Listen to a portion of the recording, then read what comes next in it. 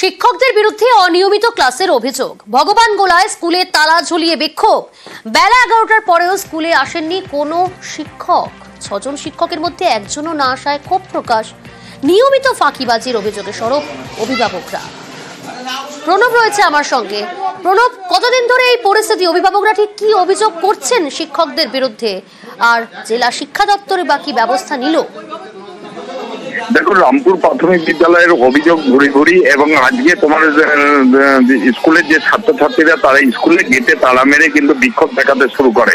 তাদের অভিযোগ যে স্কুলের যে প্রধান শিক্ষক বা স্কুলের শিক্ষকরা নিয়ম মতো কিন্তু যে সময়ে আসার কথা সেই সময়ে আসে না, অনেক পরে আসেন এবং ঠিক মতন ভাবে ক্লাস হয় নাই। এই অভিযোগ তুলে কিন্তু তারা সরবন এবং ছাত্রছাত্রীদের অভিভাবকরাও এসে কিন্তু বিক্ষোভে সামিল হন এবং তাদের দাবি যে ঠিক সময়ে আসতে হবে এবং ছাত্রছাত্রীরা যাতে সময় মতন ভাবে পড়াশোনা করতে পারে সেই ব্যবস্থা করতে হবে। এই দাবিতেই কিন্তু বিক্ষোভ দেখাতে শুরু করেন। যদিও পরবর্তীকালে ভবনগোলা থানা পুলিশ গিয়ে পরিস্থিতি সামাল দেয়।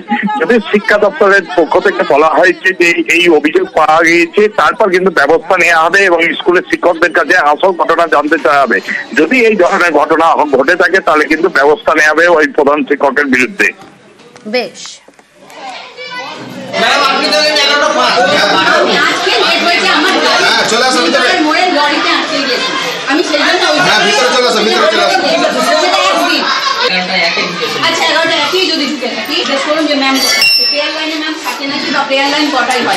প্রেয়ার লাইনটা তো ফ্যাক্ট না। আমার কথা হচ্ছে সরকারি টাইম এবং আমরা কটাই করছি প্রেয়ার লাইন। আমাদের মতো হয়তো 10:30, 11:30, 15:10, 10, 11টা আমি করতে পারি।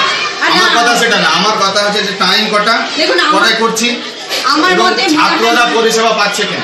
অভিযোগ এসছে বলে কিন্তু আজকে ধরা গেছে, এটা ব্যতিক্রমী না। ব্যতিক্রমী হলে কিন্তু এটা হতো না।